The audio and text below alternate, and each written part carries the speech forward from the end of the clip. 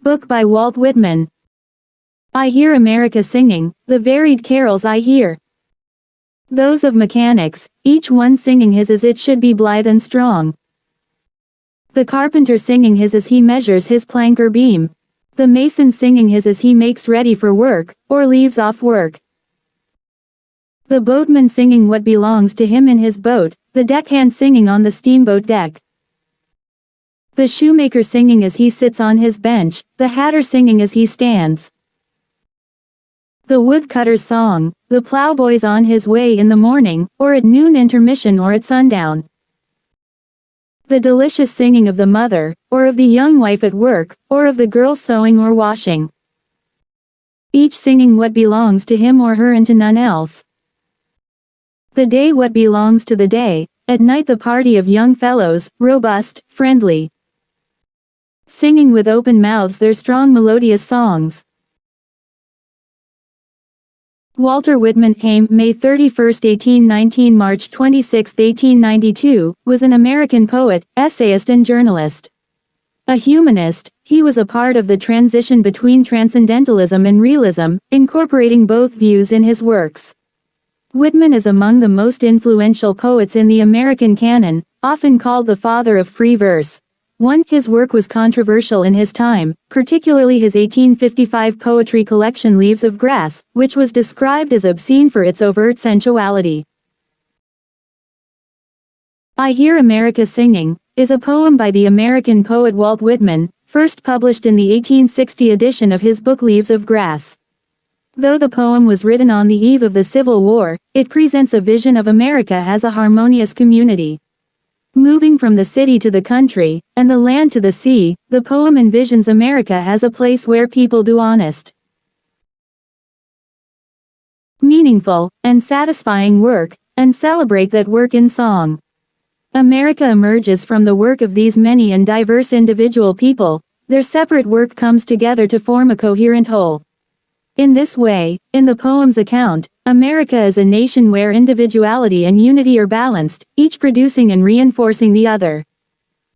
I Hear America Singing. Summary. I can hear all of America singing. I hear the many different songs that people sing. I hear mechanics singing, and all of them are singing proudly and strongly, as they should be. I hear the carpenter singing as he measures pieces of wood. I hear the bricklayer singing as he gets ready for work or comes home at the end of the day. I hear the boatman singing about his work in the boat. I hear the crew singing on the deck of the steamboat. I hear the cobbler singing as he sits at his bench and the hatter singing as he stands at his workstation. I hear the logger's song, the young farmer singing on his way to plow the fields in the morning, or during his lunch break, or at sunset. I hear the sweet song of the mother or the new bride working, or of the girl who sews or washes clothes. Each of them sings about their own work, their own life, and nothing else. During the day, they sing songs appropriate to the day. At night, strong, friendly young men sing with open mouths their loud, tuneful songs. Work and American Identity. I Hear America Singing presents an idyllic, an idealized vision of American life. The poem moves from the city to the country, from the shore to the sea, introducing the reader along the way to all different works along the way, from farmers to shoemakers to housewives. Traveling through these places and professions, the speaker gradually builds a portrait of America as a place where people find joy and fulfillment in productivity and honest labor, even if that labor is not typically sung about in poetry. And while the poem takes care to emphasize the dignity and pride of each of these workers in their own right, it also affirms that the workers' many songs come together to form the sound of America itself. The speaker's list of jobs cuts across the whole of the United States, moving from urban professionals making fashionable hats to those engaged in rural jobs, like plowing fields, from jobs on shore to jobs on the water. The speaker even includes women alongside men, acknowledging the work they do as important contributions to American society. Though the speaker limits this work to domestic chores like sewing or washing. The fact that women are included at all is notable given that they were largely excluded from American political life at the time the poem was written. In the speaker's vision, it seems everyone gets to participate in creating the American song, no matter their location, class, or gender, even if, to the modern eye, the terms of their participation are somewhat limited and constrained along traditional lines. What's more, all of these different workers are singing. This probably isn't literally true, though perhaps a couple folks are indeed whistling away the hours. Instead, these songs are meant to represent the joy these workers take in their labor. Americans, the singing suggests, derive a sense of pride and dignity from their productivity. When the speaker says, each singing what belongs to him or her and to none else, this affirms the right of each worker to find personal value, and even a sense of self, directly in whatever work they do. It's also worth noting that music and song are often used in literature as stand-ins for poetry itself. Part of the beauty of America, the poem thus implies, is that regular people are worthy of such song. You don't need to be some sort of mythical hero, beautiful damsel, or wealthy aristocrat for your life to be sung about, i.e., to be elevated to the level of poetry.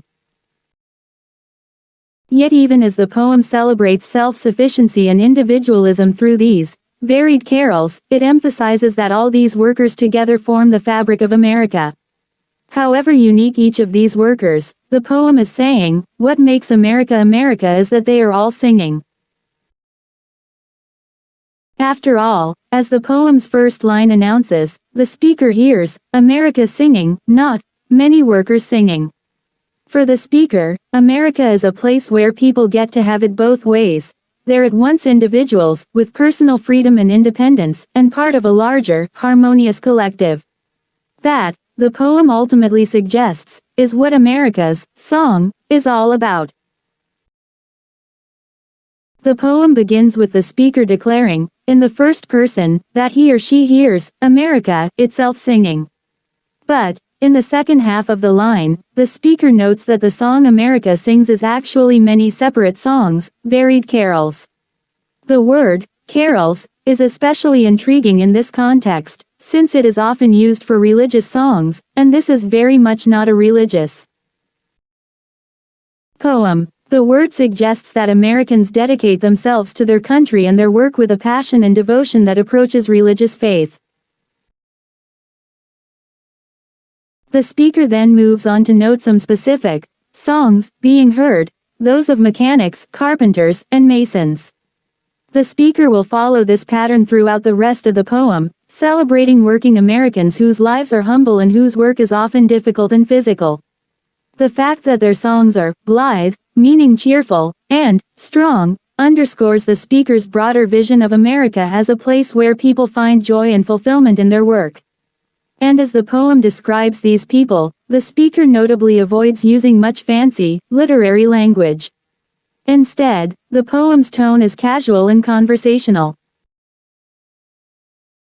While it's certainly possible that all these mechanics, carpenters, and masons are literally singing to pass the hours, it seems more likely that this singing is a metaphor. On the one hand, it represents the pride and joy Americans take in their work. It also is meant to reflect the way America as a united nation emerges from its individual citizens, their unique songs blending into a broader harmony, so that, as the speaker says in the poem's first line, America itself is singing. As the poem celebrates the diversity and richness of American life, it also tries to find a distinctly American music. Whitman rejects European poetic traditions like meter and rhyme, which feel too constraining to capture the energy of American life. Instead, the poem is written entirely in free verse, and Whitman turns to other devices to make his poem sound musical. The most obvious of these devices is anaphora, in the repeated phrase, I hear insert professional singing, which begins in line 3. This anaphora operates a little bit like meter. It creates a sense of expectation in the reader, and it separates the poem's long lines into more manageable chunks. The poem also turns to other devices to guide the reader through its long lines and to make its simple language feel poetic. For example, almost all of the lines in the poem are end-stopped. This helps give the lines a sense of definition and integrity even as they expand and contract unpredictably. Further, the speaker uses devices like chiasmus to make the poem feel musical without rhyme. Line 1, for instance, can be divided into two halves, separated by a caesura. In the second half of the line the speaker repeats the information that was provided in the first half, but in reverse order, creating an ABBA pattern. I hear America singing, the varied carols I hear. In this line, I hear, repeats at the beginning and end, while America singing, and varied carols, are just different ways to refer to the same thing, the various songs of American workers. Similarly, the poem is dense with assonance. Line 4 contains, for instance, contains repetition of the long ate sound, the short ite sound, the long eat sound, and two variations of the o sound. The mason singing his as he makes ready for work, or leaves off work. The poem is thus not only about America singing, it makes itself into an example of a distinctly American music. I Hear America Singing is not a formal poem. It does not have a set meter or a rhyme scheme. Instead, it is written in free verse, with a single stanza of 11 lines. This doesn't mean the poem is all over the place. These lines are very repetitive in structure, with the first 8 all listing different professions and the final 3 going into a bit more depth regarding the character of these various songs. The lines vary in length, though, and there is no real way to group them together beyond noting these sort of conceptual ideas. None of this is incidental, but is in fact meant to feel free-flowing and exciting. Whitman is widely credited as the first person to write free verse in English, though the form developed separately around the same time in France. When it first appeared, free verse was a radical and shocking departure from literary tradition. After nearly 700 years of poetry written in accentual syllabic meters, things like iambic pentameter, early readers had a hard time seeing Whitman's poems as poetry. For many 19th century readers, poetry was inseparable from meter. But Whitman rejected meter as an outdated, and un-American, tradition. He sought a way to express the energy and newness of American life that did not depend on European literary examples. He wanted to capture the rhythms of American speech, the way that people really spoke and talked. In this sense, the lack of traditional form marks Whitman's attempt to capture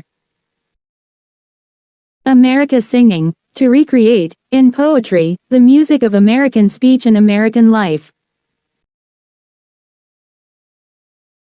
Like all of Whitman's poems, I Hear America Singing is not written in any specific meter.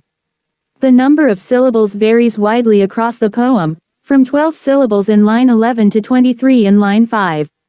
Though the poem has a strong rhythm, that rhythm is not secured by meter. Instead, it comes from Whitman's use of devices like anaphora and parallelism.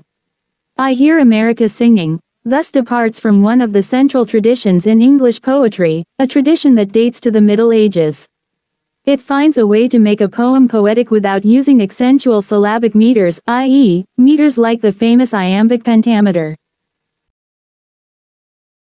Whitman broke from this tradition because he wanted to capture the dynamics of American speech and the energy of American democracy. Writing in the first 100 years after America declared independence, he felt that America represented a radically new way of organizing human life, and that old-fashioned, European traditions couldn't possibly adequately capture the experience of it. His poem thus does not simply describe America singing, it tries to be an American song. Because I Hear America Singing is a poem in free verse, it has no rhyme scheme. And although some poems in free verse do include occasional, unstructured rhymes, I Hear America Singing avoids using rhyme almost altogether, apart from a few incidental internal rhymes, like he and ready in line 4. Despite its lack of rhyme, however, this is a very musical poem. Whitman finds other, less traditional ways to make his poem feel musical. he relies on devices like anaphora, parallelism, chiasmus, and alliteration. Like all of Whitman's poems, then, I Hear America Singing, diverges sharply from the traditions of English poetry. Indeed, starting in the Middle Ages and stretching into Whitman's life, most English poetry was rhymed. Although earlier poets like Milton did write in blank verse, and, in that way, paved the way for a poetry without rhyme. Whitman abandoned this tradition because it was a tradition, it came from Europe and it was old, even antiquated. For a poet like Whitman, dedicated to documenting the dynamics and energy of American democracy, a tradition like rhyme was in no way sufficient to capture the rhythms of American speech or the novelty of American social life. Writing a poem without rhyme, then, Whitman hopes not only to describe America's singing, but to create his own distinctively American song.